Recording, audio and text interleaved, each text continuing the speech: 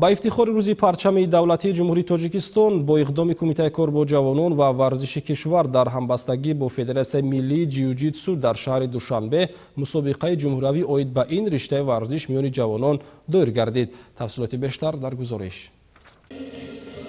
مسابقه جمهوری عاید به ورزش جیوجیتسو تحت شعار پرچم رمز دولتداری میان جوانان برگزار گردید. در مسابقه نزدیک 200 ورزشگر از تمام مناطق کشور اشتراک ورزیدند.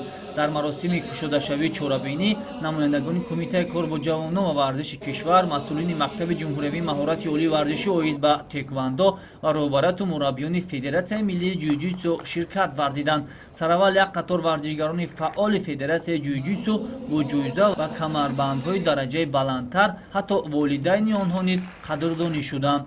بعداً رقابت‌ها میان جوانان در دو رویه این رشته ورزش برزیلی صورت گرفتند.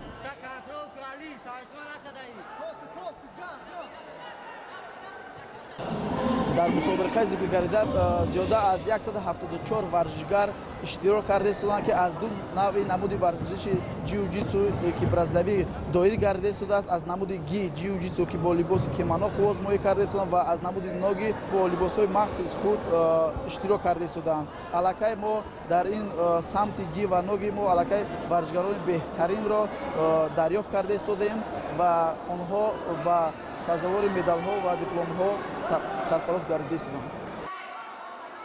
رقابت‌ها در تالار مکتب جمهوری مهارت عالی ورزشی عاید به تکواندو برگزار شده. در آن جوانان نورسان طبق قاعده‌های فدراسیون آسیا و جهانی جیوجیتسو مقرر گردیده هنرنمایی کردند. مورد ذکر است که این رشته ورزش شامل بازی‌های آسیایی گردیده است و ورزشگران تاجیک در سال جاری میبایست در آن شرکت می‌ورزیدند، اما این چاره‌بینی به سال آینده گذرانیده شد.